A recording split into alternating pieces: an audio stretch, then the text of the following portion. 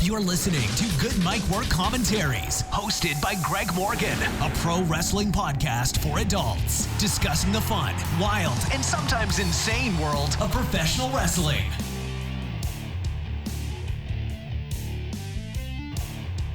What's going on, everybody? GoodMicWork Commentaries back at you with episode 499. Wow. Episode 500 is right around the corner. This is crazy. Hope y'all are having a good week. We have got a pretty good amount to get into this week. It turned out to be a much more controversial week than I was expecting. We've got a couple of touchy subjects to address here in this episode, and this is primarily just going to be your Raw and Smackdown reviews, which took place over in the UK this week. And we're going to preview Money in the Bank as well and take a look at that card now that is really shaping up. And we've got some pretty big matches on that show, specifically with the women. So that's primarily all you're going to really hear in this episode. Nothing else really too huge is going on, although I might mention a few thoughts on Cody Rhodes and the Young Bucks' big All-In show in Chicago this September. But for the most part, this is going to be a pretty big Money in the Bank preview and a lot of speculation as to what we are going to see not only at this pay-per-view, but moving along into the summer and into Summerslam. So should be a lot of fun. You guys stay tuned, and we'll have some good discussion this week. Before we get started, though, I just want to mention to you a couple of things about next week's episode 500. Now, I mentioned last week that my plans for this episode are really nothing that major. I'm going to pretty much follow my normal routine. I'll be up here this coming Monday. I'll do a live Raw watch along, but I'm going to stick around after Raw, and we're going to do a discussion. We'll review Raw. We'll talk about everything leading into Money in the Bank, and then I'll hang out and do a long, live Q&A. And you guys are welcome to send me questions on social media or to my email at goodmicwork@gmail.com, and I'll answer a few of those live. I'll answer anything in the chat, and then a couple of days later, I'll do my podcast, and I'm going to answer some more questions in that, but I'm going to limit that to Patreon questions. So anybody that supports me over there on the Patreon channel, I will be putting up a post in the next day or so, allowing you guys to ask questions for the 500th episode, and since you are a supporter of the channel, you are guaranteed to have your question answered. Everybody else, just send them in, and I'll do my best to get to as many as possible. But I didn't really want to make this that huge of a deal. Like I've said many times, episode 500 is kind of an estimation there because of my very inconsistent beginning. This was just a hobby. I didn't plan on doing this for as many years as I have, and in the beginning, I wasn't numbering episodes or labeling episodes or anything like that. And then one day I decided I wanted to start doing that. And I said to myself, well, I've probably done about 100 episodes, so why don't we call this next one 100? And I'm going to start counting from there. We could be on episode 510 right now for all I know, but I decided to start counting at 100, and here we are at 500. So even though it's not a completely and totally accurate number, I think it's still worth celebrating because it is a lot of episodes and it is a lot of years, and many of you have been with me right from the start. So it should be a lot of fun next week. I do apologize for not being up and doing a live Raw watch along this past Monday. I let you guys know in my last episode that most likely I was going to skip this week. I really had no choice.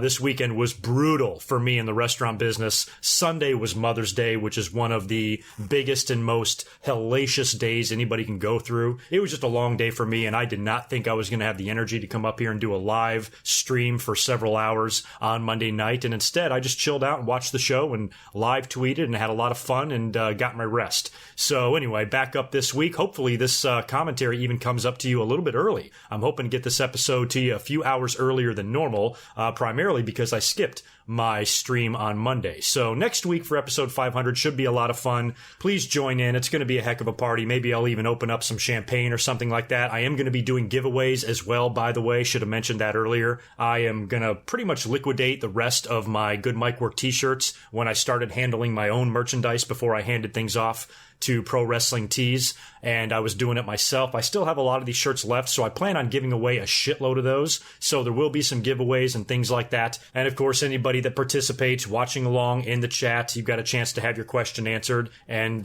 you can even donate if you want as well over on PayPal or become a supporter on Patreon. There will be super chats going on as well during the stream, and I will answer all of those as well if you ask questions attached to them. And it should be fun. So come hang out and party with me next Monday. Don't feel any obligation to contribute or donate in any way, shape, or form. I just want you here. I just want your eyes and I want your ears, and that's all that really matters to me in the long run, and I want your subscription. So if you have not yet subscribed to this channel, smash that subscribe button right below this video and hook me up. So let's now jump into what we're going to discuss, since I've spent the last 5 or so minutes talking about next week's episode, and let's talk about this week's episode. I'm going to run through Raw and SmackDown here, and then we're going to preview Money in the Bank, and we're going to talk about all the big matches here. And there was a huge announcement announced by WWE on their website and on social media prior to Monday night's Raw about a big match for Money in the Bank involving Nia Jax and Ronda Rousey. So we're going to get into that here in just a second. Raw, of course,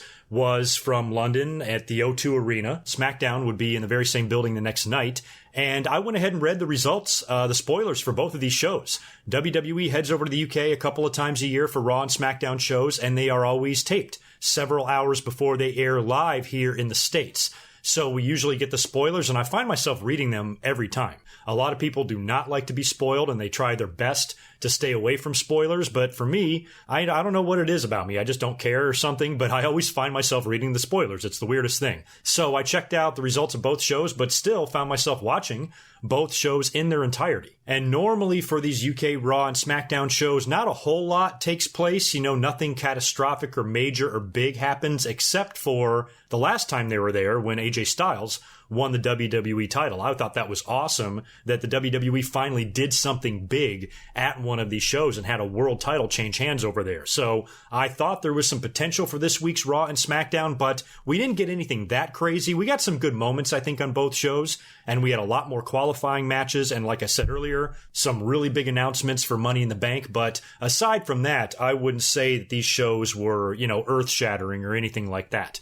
Now, Raw opened up with a Roman Reigns promo. I kind of like that. I like that WWE brought out Roman Reigns first just to hear the insane boos from the crowd, because the UK is going to shit on him. And if you have him open up the show in front of a crowd like that, I think there was close to 18,000 people there, and it's the first thing they see, they're already jacked up and they're already a fun audience as it is. There was a really good chance of the roof blowing off that place, and it nearly did. And I cracked up when Michael Cole said the fans were serenading him, or maybe Corey Graves said it. One of those two doofuses said that, and I just cracked up. So WWE, I think they're just kind of trolling everybody. It almost seems like they are trying to make the fans think that they don't know what's going on, because we're all complaining, oh my God, WWE, what is with all of these lame-ass attempts to get the guy over? Maybe WWE knows there's no hope for him, and they're just doing this shit, just to fuck with us or something. I don't know what goes on in their minds sometimes, but bringing him out for a promo to open Raw, just from a reaction standpoint from the audience, I thought was going to be fun, but I didn't want it to drag out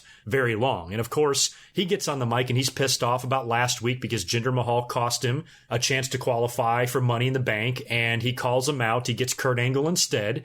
And Kurt Angle goes on to tell Roman that there's nothing he can do about it, and there's nothing he can do about the greatest Royal Rumble either, so Roman is shit out of luck. Oh, and by the way, that guy Jinder Mahal, who you hate so much, is going to get a chance to qualify for Money in the Bank when he faces Lashley and Elias in a triple threat match later on.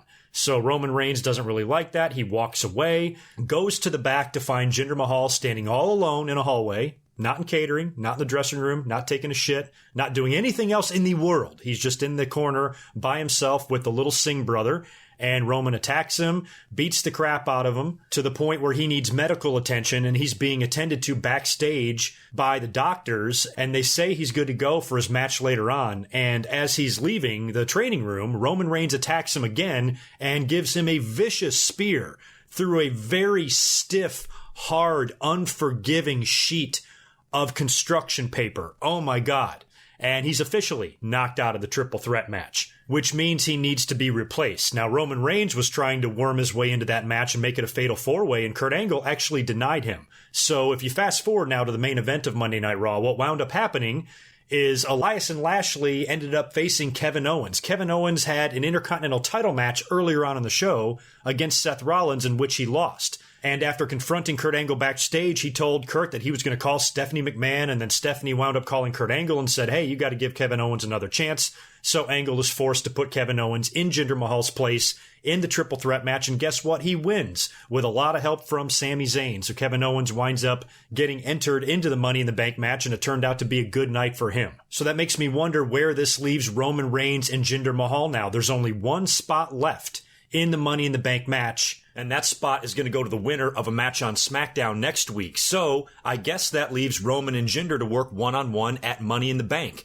And wow, is that a step down? I'm sure fans are still going to find a way to complain about this as it relates to Roman Reigns. But if you ask me, going from where he was, working all of those matches with Brock, now they're going to put him in a program with Jinder Mahal, another guy that's had a huge fall from grace. So to me, this seems like a really big demotion for Roman Reigns. Now, don't get me wrong. I still think Roman Reigns in the future, because of the unresolved issues with Brock Lesnar, will wind up getting another title shot and will probably still wind up winning the title at some point. But at least for right now, I mean, working with Jinder Mahal, not being in a title match, not being in the Money in the Bank ladder match, is something that I consider to be good news. I did see a couple of tweets floating around about the possibilities of Roman Reigns and Jinder Mahal being the main event of Money in the Bank. I really cannot see that happening, so I think we shouldn't get our panties in a bunch quite yet over that possibility. But, you know, for Roman not to be involved in a title match, not even involved in the Money in the Bank, I think this is really good news that he is in a relatively meaningless match and program with Jinder Mahal. At the end of the day, who the hell cares what happens between these two? You know what I mean? I did mention Kevin Owens earlier on having a match with Seth Rollins. I thought that was cool that they gave the UK audience an Intercontinental title match. Seth Rollins has been doing the open challenges, and Owens was the one to respond this week and accept the challenge, and they had a good little match. And Seth Rollins, you know, I spent a lot of time sucking his dick in episode 498. I think the guy is fantastic. He's one of my favorite guys right now on the roster, aside from AJ Styles. I think he might be the best worker currently today. Maybe not a year ago or maybe not a year from now, but right now, Seth Rollins is just doing an amazing job with the Intercontinental title, and he's doing that belt proud. I'm a big Intercontinental title mark. I miss the days when it was the workhorse title and you had guys like Seth Rollins in that position. And looking back, I think guys like Ricky Steamboat, Randy Savage, Mr. Perfect, Bret Hart, Shawn Michaels, they would all be very proud of the work that Seth Rollins is doing. I know that I am. Now, speaking of getting our panties in a bunch, like I mentioned a minute ago, next up on Raw, they showed the big segment that set up the Nia Jax versus Ronda Rousey match at Money in the Bank.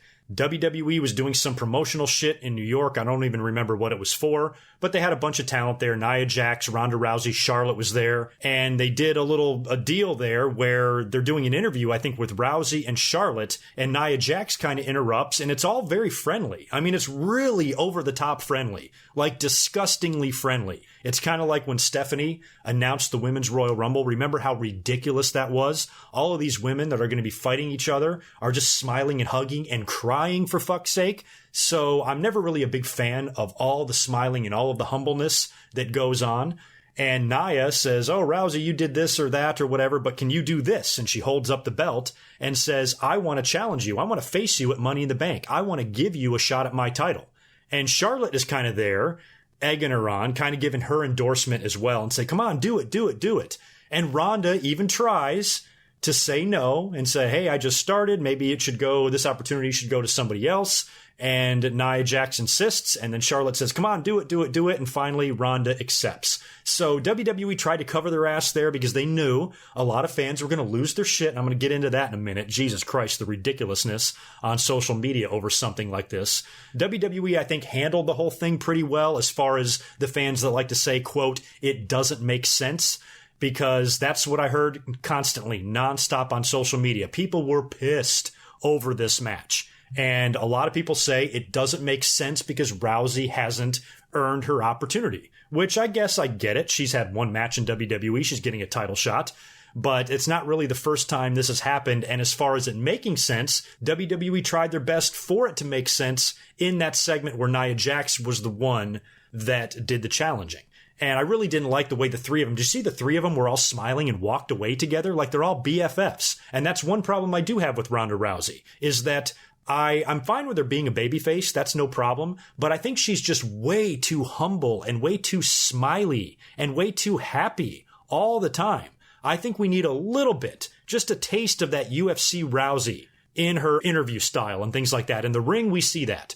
But, you know, she needs to be a little bit more confident with Nia Jax. Like, fuck yeah, bitch, I'll take you on for that title. But instead, oh, no, Mrs. Jax, I don't want a shot at the title. You know, she's being way too good.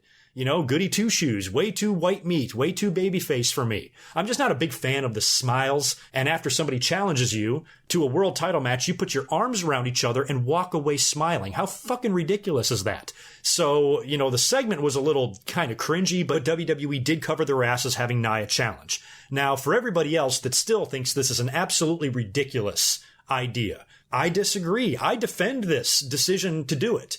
Because, number one, there's a big Money in the Bank match right now. A lot of the ladies are tied up with that. Nia Jax and Alexa Bliss's issue is over for the most part, and Nia is kind of left without a challenger. And who else is really on the roster that would even make a credible, fun, interesting match at Money in the Bank? The only one I can think of is Ruby Riott, because as of right now, I don't believe she's qualified for the Money in the Bank, but she probably will wind up being in the Money in the Bank. But aside from her, I don't know who you could really put in front of Nia Jax, and I think WWE wanted to give the Chicago market a big-time match, and that's a pretty big match. Ronda Rousey getting a title shot. Now everybody's mad. Oh, she doesn't deserve one. I agree. She hasn't been a wrestler for very long. But based on what she has done in the UFC, it's not absurd that she's getting a title match. This woman was dominant. Yes, it's a different form of entertainment, but as far as it making sense, sure, it makes sense. Ronda Rousey is a badass. Look at CM Punk. Same thing's happening in UFC. He's getting put on pay-per-view. Dana White is giving him pay-per-view fights because of his name. He's a shitty fighter. And if you ever give this guy a title shot, he's going to get his ass kicked. And there's a lot of really up-and-coming, hard-working fighters that CM Punk is taking a position from. So I'm sure UFC hears it, the same way. But what I don't like about the fans is how they just go so over the top with this. Wrestling isn't really meant to be taken seriously. Not taking things seriously is kind of professional wrestling's hobby. What is so surprising about this? And on top of that, the situation is almost, how I've preached for the last several months, pick your battles. If you want to have a problem with everything the WWE does, this seems to be one that is really silly to get this uppity about, to freak out this much. Oh, it doesn't make sense. It's so illogical. WWE doesn't know how to book shit. Let me tell you about some shit that we've seen in WWE's past that doesn't make sense, okay? We're all freaking out, and people are having heated debates on social media about whether or not a Ronda Rousey versus Nia Jax match makes sense in a world consisting of things like Mae Young giving birth to a hand, Triple H fucking a corpse, Crash Holly winning the hardcore title in an airport, Hornswoggle being Vince McMahon's son, The Undertaker killing his parents, and Paul Bearer, and the Big Boss Man, who, by the way, wrestled the next night. Undertaker's also risen from the dead. His presumed dead, partially burned brother is nearly the mayor of Knox County, Tennessee. Papa Shango put a voodoo curse on the Ultimate Warrior. The Giant won the WCW title after falling off the roof of the Cobo Hall. Braun Strowman survived an attempt on his life by Roman Reigns. He also tips over ambulances, semi-trucks, and Raw sets for fun. Bray Wyatt drowned in a lake and got reincarnated. And last October, he was set to be possessed by Sister Abigail until WWE got the mumps. Okay, so don't talk to me about what makes sense in professional wrestling. This is entertainment. And I think people are taking this way too seriously and freaking out a lot more than they really need to. WWE, at least they tried. At least in that segment, as cringy as it was, at least they tried to explain why Rousey is getting a title shot. At least they weren't oblivious to it. At least Kurt Angle wasn't coming out to the ring, cutting a promo, and announcing to the audience that Ronda Rousey is getting a title shot. We're just giving her a title shot. They tried to make it to where Nia Jax was the one that challenged, and Rousey is kind of out of her control. It's not her fault. She's getting a title shot. Nia Jax is the one that wants this match. So to me, at least WWE did that. And I think the outrage is a little bit ridiculous, as is the case with nearly everything in professional wrestling. And this was such a good example of some of the stuff I talk about in my commentaries. And it's ironic that we're coming up on episode 500, because right from the start, one of the main things I have said and stayed consistent with ever since I started doing podcasts and commentaries 8 years ago is that a lot of the fans feel this need to validate or legitimize professional wrestling instead of understanding that it's just a form of entertainment. And there are things in WWE literally on a daily and weekly basis that doesn't make sense. And that's not just with, small angles and backstage stuff and tongue-in-cheek shit. This is with major angles and title matches too. There have been plenty of examples, way more than I just listed a minute ago. More than I could even list, for 3 hours of dumb shit that the WWE has done. And for the fans to fly off the rails about something like this proves my point of what I've been saying for 8 years. And that is everybody just is hell-bent, and they insist on being angry about everything. And it made me think about something, because I don't watch the news very much, and I'm on the internet enough because of the YouTube channel and stuff. I see, plenty of stuff, and I can get all my news and information from various places, and I don't watch a whole lot of TV. But one thing I notice on social media, and I noticed this, a while back, is I kept seeing this abbreviation, SJW. I saw it everywhere. It's all over Twitter, SJW this and SJW that. And finally, I was curious enough to say, what the fuck is an SJW? So I looked it up. And basically what it is somebody that just gets overly offended about everything. And we live right now in such a politically correct age that it really is becoming a problem. Regardless of what side of the fence you lie politically, liberal or conservative or whatever, I think we can all agree that political correctness is a little bit out of control. And when I started reading about why everybody bitches about these SJWs, these social justice warriors, from what I could tell of their behavior, is they are insistent about getting offended by everything. You can't say anything around them without them getting offended. It's almost as if they actively go out of their way to be angry. And I was like, that sounds familiar. Who does that remind me of? Oh yeah, that's right, wrestling fans. It's amazing to me the behavior between these two groups of people are virtually identical. WWE can't do anything. And sometimes, just like with the social justice warriors, they have a point. Something can be very offensive and they're going to scream and yell about it, and they're right. Just like in wrestling, something can be really stupid and the fans can voice their opinions on it, and they're right. But then you take something else like this Nia Rousey match, which to me personally, as a wrestling fan of 40 years, is not a big deal. The WWE is trying to give the Chicago crowd here some big money matches. I'll take Nia and Rousey at Money in the Bank any day of the week over a shitty Alexa Bliss versus Nia Jax match where Nia Jax cuts a Be a Star promo after. And so it's one of those situations where, yes, sometimes we all need to collectively take a big, hot, steaming shit right on the face of WWE because they're idiots. And then there's other times where it's not a big deal. To sit there and question, oh, Rousey doesn't deserve it and blah, blah, blah, and all this shit, it's mind-numbing. So really, at the end of the day, I just wish, and I say this all the time because it's every few weeks, every couple of months, something like this comes up that gets the fans all in an uproar, and I usually try to be the voice of reason. I usually try to say, okay, can we just look at this thing? Since we're all bitching and screaming and yelling about logic, how WWE doesn't do anything that makes any logical sense, well, let's look at this situation logically. And like all the things I just mentioned before about everything else in WWE that doesn't make sense, this is one of the least of our problems, okay? It seems a little bit silly to have no problem at all with the Ultimate Deletion match, but think that Nia Jax versus Ronda Rousey is the stupidest thing WWE has ever done. You know what I mean? It's just so upside down and it drives me crazy. But anyway, there's my little rant. There's my thoughts. I hate the word rant. I don't rant anymore. I don't care enough to rant. But there's my little lecture, maybe we should say, as to why I don't find the Nia Jax versus Ronda Rousey match a very big deal. And now, since all that bullshit is out of the way, can we speculate on who's going to win? When I first heard the announcement of this match, one of the first things I thought of was Brock Lesnar. And I said to myself, you know what?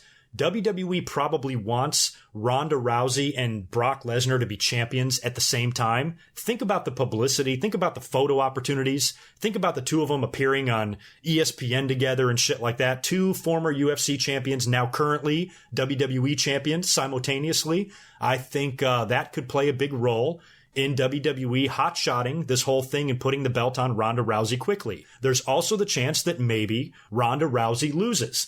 And I said right from the start, from the minute Rousey got there, right after WrestleMania, during the brand extension. What the fuck is it called? The shakeup. Jesus. Can you see how bad my memory is? But as soon as the shakeup happened and Natalya appeared on Raw, I was like, well, there you go. That's got to be your first opponent for Ronda Rousey. She needs somebody that she can work with. She needs a veteran. And I think the match with Nia Jax is going to be really interesting. You know, Rousey's first two opponents are Stephanie McMahon and Nia Jax, not exactly your typical women's wrestlers. So I think she needs to be in there and get a few matches in with a veteran. So it's possible that Natalya does wind up turning heel because don't forget she was a heel on Smackdown and showed up on Raw as a babyface with no explanation. So maybe she screws Rousey and Nia Jax retains the title and it leads into a Rousey versus Natalya feud, maybe heading into Extreme Rules or SummerSlam or whatever. But part of me thinks that Rousey might actually win the belt because we have another women's championship match on the SmackDown side of things that's also pretty big. And I don't know if I see both belts changing hands. And I'll talk about Carmella and Asuka here later on, but in that match, I can almost see Carmella beating Asuka somehow. Not clean, untangle those panties, not clean. I'm not saying that.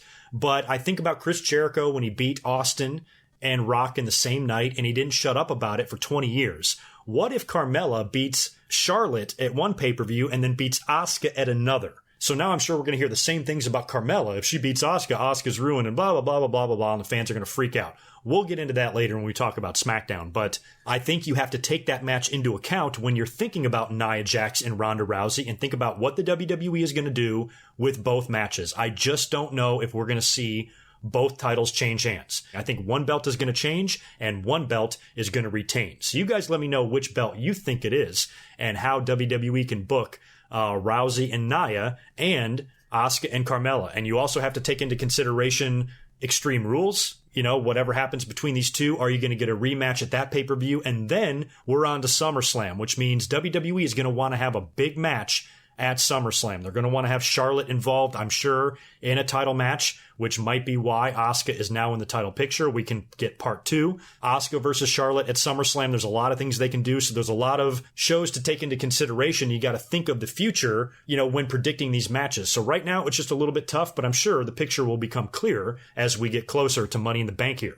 Next up on Monday Night Raw was a tag team match between Bo Dallas and Curtis Axel. They now have a new team name, and I like it. They're called the B Team. They approached Kurt Angle backstage. I think it was Bo Dallas pitched the idea of them being called the A Team, and Kurt was like, no, you dumbass, you can't be the A Team, because everybody knows that the A Team is already taken.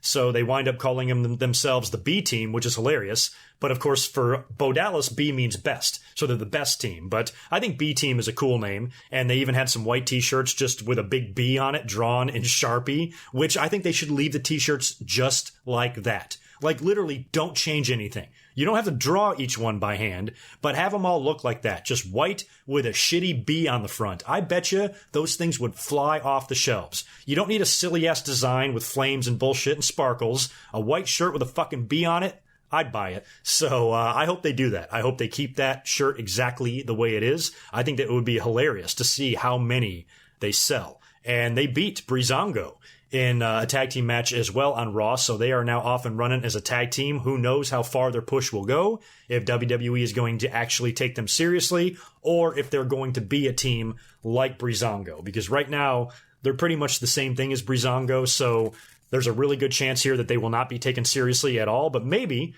you know, they'll break out and become a huge team. Don't forget, Road Dogg and Billy Gunn were thrown together, and they sucked, and look what happened to them. So who knows where the future might take Bo Dallas and Curtis Axel, but I'm rooting for them. We had another Money in the Bank qualifying match next. It was a triple threat match with Bobby Roode, Baron Corbin, and No Way Jose. I didn't give a shit who won this match, provided it was not No Way Jose. Bobby Roode wound up getting the victory in that, and he is qualified for the Money in the Bank. We had a couple of throwaway matches as well on Raw. Ember Moon, Natalya, and Sasha Banks beat the Riot Squad. In a 6-woman match, we had Bray Wyatt and Matt Hardy defeating the Revival in a non-title match, and completely uneventful match, but it is kind of cool with the little North Carolina connection there. I know at least one of the Revival guys, maybe both of them, are from North Carolina, so I'm sure the Hardys were big inspirations to them. So aside from that, North Carolina connection there, not a whole lot to talk about in that match. We had a really weird Sami Zayn promo, and he's cutting a promo on Bobby Lashley. They're building this issue between Zayn and Lashley. He even pulls out those awesome glasses, puts them on, and reads a note from his doctor about his vertigo. And we, of course, saw the very horrible, cringy, weird, uncomfortable, odd, bizarre, stupid, boring, you know, any other word you can use to describe the Bobby Lashley interview from last week. Sami Zayn decided to bring that up, and he talked about Bobby Lashley's sister, and then went on to say that he is inviting all 4 of Bobby Lashley's sisters to Monday Night Raw next week. And I've got a really bad feeling about this. I don't like this idea. I'm already nervous as shit. WWE does some of the most ridiculous things sometimes. Remember a few years ago with Shelton Benjamin's mom? Well, hell, that might have been 10 years ago now. However long ago that was. And I don't even know if these are going to be working sisters or shoot sisters or what's going to happen here, or if they're just going to have 4 women dressed up as his sisters coming out there and telling ridiculous stories about him. Remember, This Is Your Life with Alexa Bliss and shit. This has disaster written all over it. I mean, maybe I could be wrong. Maybe it will turn out to be one of the most infamous Raw segments of all time, but I've got a feeling that it's going to be one of the worst things we've ever laid eyes on. And I hope that it's not. I just hope WWE doesn't do anything stupid or distasteful or racist or any other stupid shit that they are capable of doing. I really hope they don't do this next week, and I hope it's not Vince McMahon writing this segment. Goddamn, this is going to be great, and it turns out to be the dumbest thing we've ever seen. So I'm incredibly nervous for next week. It's a pretty big segment that they're hyping up, and we've got a week to think about it, and I'm just really nervous. And you think about Bobby Lashley, a guy in his position, WWE's trying to make him one of their top guys, and everything he's doing so far is falling flat, and this could be the nail in the fucking coffin. But I just think if they have some really stupid, hokey, cheesy, dumb segment next week, and Bobby Lashley is right in the middle of it, you're going to fucking kill this guy. So I'm nervous. I think a lot of you are as well. And we'll be watching it together because that will be my episode 500 watch along. And it's going to be fun next Monday night. So get your popcorn ready. We had a women's Money in the Bank qualifying match up next. Alexa Bliss won a 3-way, defeating Bayley and Mickie James. So Alexa is now in the Money in the Bank, which is a good spot for her. She doesn't really have anything else going on with Nia Jax, so it's really all you could do with her. They had a pretty interesting and big tag team match on Raw as well, with Dolph Ziggler and Drew McIntyre taking on Finn Balor and Braun Strowman. Quite the face-off there between Drew McIntyre and Braun Strowman. The fans seemed really into that. That was kind of like a holy shit moment there. And Dolph Ziggler and Drew McIntyre got the win. Strowman, I think, was on the outside of the ring with Drew McIntyre. He gave him one of those running shoulder tackles, and Drew went flying back and actually hit the greatest Royal Rumble trophy, knocked it over, and broke it, leaving Ziggler and Finn Balor in the ring. I think Ziggler was able to hit the zigzag or something, or pull off Balor off the rope. I forgot the fucking finish. Ended up getting the pin on Finn Balor, and they had a pretty big victory there. So I'm a little bit nervous for Braun Strowman. He hasn't been doing a whole lot. He is in the Money in the Bank match. He will be a very comical briefcase holder if he does in fact win it. If he doesn't, I guess he's going to move into a feud here with Drew McIntyre, which is kind of surprising. You should keep these two separate, because if you put them together, somebody's got to win and somebody's got to lose. And I don't want to see either one of these guys losing right now. So it's a feud that I'm not sure if I really want to see, because I'm such a big fan of both of them. I don't want to see either guy get beat by the other. So WWE, hold off on that feud for a bit, man. So that's pretty much your Raw in a nutshell there. I already talked about the main event, and scrolling through my notes here, yeah, there's really nothing else to say about Monday Night Raw. Before we get into SmackDown Live, I want to read you some news that is just coming across the wire now as I am recording. I just saw this on Twitter. Apparently, Enzo Amore has been cleared of all charges, or he will not be charged in these rape allegations that came on him a few months back. This is not that surprising to me. Like I said, I'm reading this right now as I'm recording, so I'm not really looking into this very deeply. I don't know what the details are, but it seems to me that no charges will be filed because of lack of evidence. I think they tried to investigate and there just wasn't enough evidence to charge him, and that's good. I really didn't think Enzo was that stupid to rape somebody anyway. The way he lives and his lifestyle and everything he does in WWE, he's always hanging out with these skanky women and stuff and hooking up with them, and one of them who was completely crazy. We all saw that girl when she was making those allegations. She seemed to be extremely unstable, so you really couldn't take what she was saying at face value either. So I had a feeling that Enzo was probably innocent here. The only thing he's guilty of is being a dirty douchebag. That's it. But as far as him being a criminal, a rapist, I never really thought that he did, and I'm really happy for him. You know, Enzo was never my favorite guy, but I certainly would never want to see anybody be falsely accused of anything or have their reputation ruined. WWE released him because of this. A lot of fans, I'm sure, are going to be very vocal about this and how WWE should hire him back and everything, but I think Enzo might be done. He had that cryptic tweet a few weeks back where he was hinting at the fact that he's done with wrestling and that he has retired. So I wish him nothing but the best. Maybe he will make a surprise return to wrestling. Maybe he'll go make some indie appearances or do some autograph signings or something like that. Whether or not he comes back to WWE, I don't know. I doubt it. If I had to guess right now, sitting here 5 minutes after this news broke, I would probably say no to going back to the WWE, but that might be a mutual decision. It might not be Enzo. It might be Enzo not wanting to go back any more than WWE wanting him back. So I don't think we should jump down the throat of anybody quite yet and wait and see where the future takes good old Enzo Amore. So best of luck to you, buddy. Now we can move on to SmackDown Live. They were also in the O2 Arena, like I mentioned before. The show opened up with Daniel Bryan doing an interview in the ring with Renee Young. Big Cass then comes out to confront Daniel Bryan after he was asked a series of questions like his loss last week to Rusev and all of that. Cass takes credit for Rusev beating him, saying it was because of him, and that leads to a brawl, and Daniel Bryan actually beats the shit out of Cass and has him tapping out and screaming in the middle of the ring, so they're continuing that issue, and I don't know if anything is announced for Money in the Bank yet, but you can assume that these guys will probably have a rematch at the pay-per-view, I'm guessing, and Daniel Bryan did say in the promo, he did say he wants to be on top, he wants to be a top guy, so I'm still hoping that after AJ and Shinsuke Nakamura wrap up their issue, Daniel Bryan can be in that world title scene. I think he belongs there, and I'd love to see him get his hands on that belt this year. Next up, we had the New Day defeating The Bar. Now, this was that really interesting Money in the Bank qualifying match that they announced last week. The winning team would get to send one guy of their choice into the Money in the Bank match. And I said last week, right from the start, that the New Day needs to win this match, and it needs to be Big E. We've got part one of that already done. New Day did defeat The Bar on SmackDown. They did not announce, at least as of yet, which guy is going to be entering the Money in the Bank. Maybe they won't even announce that until the show. I don't know. But I think it needs to be Big E. I've been very high on Big E lately. Well, actually, for a long time. I think the guy is incredible and super entertaining, and I would like to see him get some opportunities. So hopefully, this will be the beginning of that. We had the debut of Andrade Cien Almas as well on SmackDown. He debuted to defeat a local jobber. His name, I think, was Jake Constantino or something like that. And Zelina cut a promo on Almas's behalf after the match. Good little promo, and I just love her. And the package with Zelina Vega works very well, and I think he's going to have a good career on the main roster. I really do.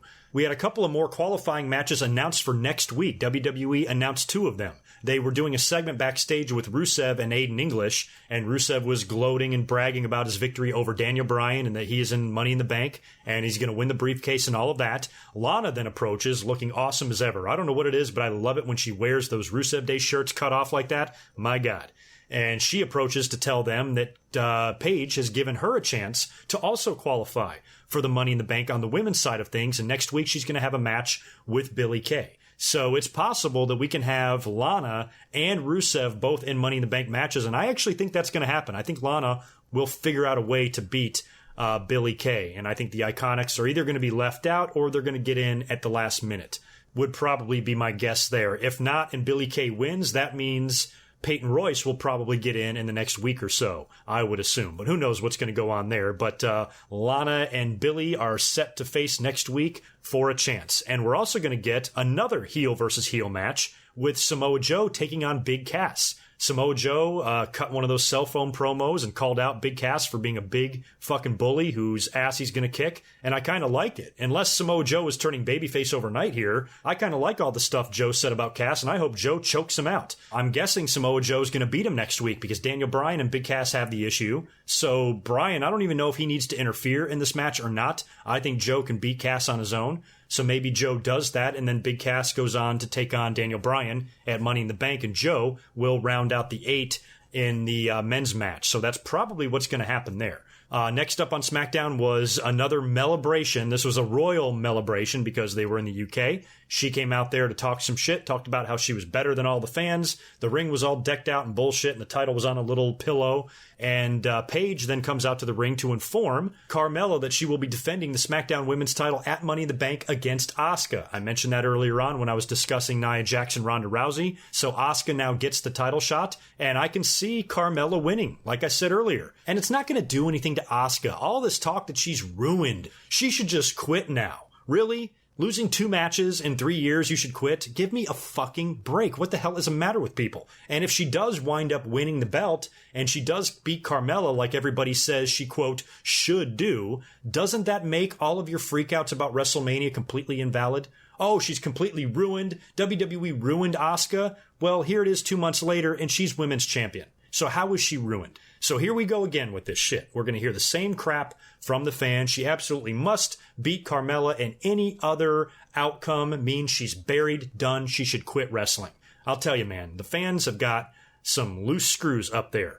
I think it would be fun and different and unpredictable for Carmella to win because she is inferior. She's not as good a worker as some of the other girls. And now if Asuka falls short as well, think about what that would do for Carmella. All that would do is elevate her. It wouldn't diminish Asuka. It wouldn't diminish Charlotte. You think Charlotte is going to be any worse for the wear because she got beat? Charlotte is going to go on to win another 20 women's titles in her career. Asuka is probably going to do close to the same thing. So all you're doing here is giving yourselves an opportunity to make another top female star. Carmella's not my favorite. She's not my favorite any more than she's probably any of your favorites. But having her win does make a little bit of sense if they want to make her a main player and a main character on the SmackDown roster. Asuka can recover from that. She can even have a rematch with Carmella. If Carmella does something shady, then maybe Asuka can just get a rematch and win it after that. Or maybe Charlotte can sneak in the back door and wind up defeating Carmella, making her champion going into SummerSlam to set up an Asuka match. Asuka versus Charlotte Part 2, and this time you give Asuka the victory and the title. And if you do that, if you have Asuka defeat Charlotte by tapping Charlotte out at SummerSlam and winning the SmackDown title, it would make her loss to Carmella at Money in the Bank completely meaningless. In terms of Asuka, Carmella would be elevated. Asuka would stay right where she was and win the title at the second biggest pay-per-view of the year. They could also do a triple threat, do Carmella and Charlotte and Asuka at some point. We've got Extreme Rules to think about. We also have a briefcase to think about. Charlotte, don't forget, is in the Money in the Bank ladder match. I don't think she needs to win the briefcase. I think that should go to somebody else. Charlotte can get a title match just based on her resume alone. She doesn't need the briefcase, so I think keep it off of her, but maybe you could. Maybe Asuka does beat Carmella for the title. Charlotte wins the briefcase and says, I want to cash in at SummerSlam against you, and we have Part 2. And then maybe Asuka retains against Charlotte, just like Charlotte retained against her. There's lots of different outcomes here, and I think the fans get way ahead of themselves when they look so far ahead to Money in the Bank and they insist that any other outcome other than Asuka tapping out Carmella is going to bury Asuka. Not necessarily. You can go so many different directions after that. Win, lose, or draw for Asuka. So the fans have just got to just chill, man. Just chill, buddies. You guys are all out of your fucking minds sometimes. I don't know what's wrong with you. I love you. I just don't know what's wrong with you. We also had Becky Lynch qualifying for the Money in the Bank as well. She won a triple threat. There have been triple threat matches all up and down Monday Night Raw and SmackDown lately. Jesus, how many triple threat matches are we going to get? But Becky did defeat Sonya Deville and Mandy Rose, who Paige put in a triple threat match against Becky backstage, essentially making them fight each other. And Becky, because she did lose to Mandy Rose last week, picked up the win here, and she is in the Money in the Bank now as well. And in the main event, we had a one-on-one match between Shinsuke Nakamura and AJ Styles. This was a non-title match with a stipulation. The stipulation is whoever wins gets to name the stipulation for their title match at Money in the Bank. And Nakamura got the victory when he pulled some sneaky shit with the referee and distracted AJ and was able to nail him and then hit him with the Kinshasa and win the match. But he didn't name the stipulation yet, so I don't know if that's going to come on social media or if Shinsuke is going to announce that next week in a promo. Don't know how he's going to do that since he doesn't speak English, according to him, but maybe he'll announce what it is. And your guess is as good as mine. I really don't know what they're going to do. I mean, if Shinsuke gets to name the stipulation, I mean, he's a heel. Is he really going to say something like last man standing or submission match or anything like that? No, he's probably going to make a testicles on a pole match or something like that. I think a ladder match between the two would be a lot of fun, but you can't have that on the Money in the Bank. There's going to be enough ladders going on there. If the Money in the Bank pay-per-view wasn't this month, I would say make it a ladder match. But it could also be a cage match. Cage match is very possible. I don't know what they're really going to do here, but we'll find out next week, and it's possible we'll find out before then if WWE announces this anywhere on social media. So that leaves us now with Money in the Bank. Here's how the card looks right now. We've got Nia Jax versus Ronda Rousey for the Raw Women's title. We've got Asuka versus Carmella for the SmackDown Women's title. We've got AJ Styles versus Shinsuke Nakamura for the WWE title. Stipulation yet to be determined. In the men's Money in the Bank match, we have The Miz, Bobby Roode, Finn Balor, Braun Strowman, Rusev, Kevin Owens, and one member of the New Day has qualified, leaving one spot open, which will either be Samoa Joe or Big Cass. And on the women's side of things, we only have 4 women right now that have qualified for this thing, and they are Charlotte, Alexa Bliss, Ember Moon, and Becky Lynch.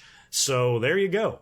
there's your Raw, your SmackDown Live, and your preview for Money in the Bank. I think we speculated on a lot here as far as the men and women's match right now. Briefcase-wise, I don't know. Who is the leading candidates right now? When I look at the men's list, you see The Miz, you see Bobby Roode, you see Rusev, Kevin Owens. I think those would be your best bets, your best candidates. I think Kevin Owens holding the briefcase would be a lot of fun. We have been reading some reports as well that WWE is going to be pushing at some point to a big feud between Kevin Owens and Sami Zayn, one that can stretch out many, many months. And they already have a very storied rivalry as it is, so maybe you can cancel out Kevin Owens because Sami Zayn might get involved or fuck that up, and I'm guessing Sami Zayn is also going to have a match with Lashley at Money in the Bank as well. So maybe Owens isn't a good candidate there to have the briefcase if he's going to be having an issue with Sami Zayn, but I think he would be a really entertaining briefcase holder. So would Rusev. Rusev would be a lot of fun, and so would The Miz. So right now, when I look at this list, I'm actually thinking The Miz. I say why not? Give it to The Miz. He would be so fun with it. He'd be so obnoxious and annoying with it, constantly teasing when he's going to cash it in. His promos would be crazy, and I think it would be a lot of fun if The Miz won. So right now he might be my leading candidate, at least for who I want to see win the briefcase, but maybe not necessarily who will win the briefcase. And on the women's side of things, Alexa right now is the lone heel. You got Charlotte, Ember, and Becky, and a lot of people, they like to speculate. They like to pass judgment and say who should win. Ember Moon should win the briefcase. Again, I don't think Ember Moon necessarily should win the briefcase or needs to win the briefcase. Ember Moon can earn a title match against Ronda Rousey or whoever the Raw Women's Champion is at SummerSlam without winning the briefcase, because there's so many weeks of TV. That's why I always tell the fans not to get ahead of themselves. They think if somebody loses, it's over for them. Oh, if Asuka loses, they've ruined her. And here she is possibly winning the title 2 months later. Same thing with Ember Moon. If she loses at Money in the Bank, don't say that she's ruined, because all they have to do the next week on Raw or in upcoming weeks on Raw is have number 1 contenders matches with a bunch of women, which Ember Moon can win and earn a title shot without the stupid fucking briefcase. So just try to think of everything here. Try to think of everything as a whole before you automatically pass judgment that something is really stupid or wrong or WWE should do this or should not do this.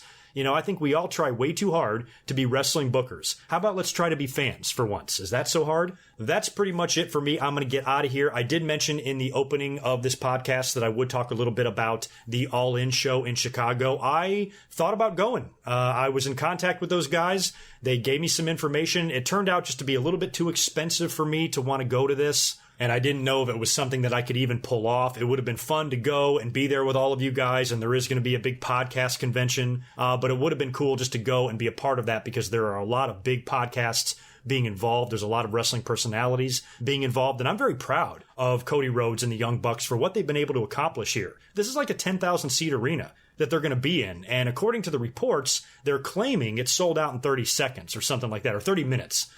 Something like that, which is pretty incredible and pretty fast. And they've done a good job promoting it. They've done a good job advertising it. They've got a lot of big names appearing on this show, and it should be a really fun weekend of wrestling. I'm wishing them nothing but the best, and I know a lot of you are going, and some other YouTubers and podcasters are going to be there as well, so I hope you guys all have a good time, and I'm really happy that a show like this is getting this much attention outside from WWE. Something that these guys are putting together themselves. Just a few years ago, Cody Rhodes was in a dead-end spot on the roster, doing Stardust, doing virtually nothing on the roster, and here he is, reinventing himself, working on the independents in Japan and Ring of Honor and internationally. And here he is teaming up with the Young Bucks, who have made a very good living for themselves, outside of WWE. And they're putting on and self-funding this big event. So it's pretty cool. And I'm wishing them nothing but the best. The card looks like it's going to be pretty fun. Wish I could be there. But for any of you who are going, I hope it's a great time. And share all your shit on Twitter, because I can't wait to see how that turns out come this September. That's going to be it for me. I need to get out of here and try to get this podcast up to you as soon as possible. You guys have a great rest of your week. I will catch you this coming Monday for the big live Raw watch along and stream and Q&A and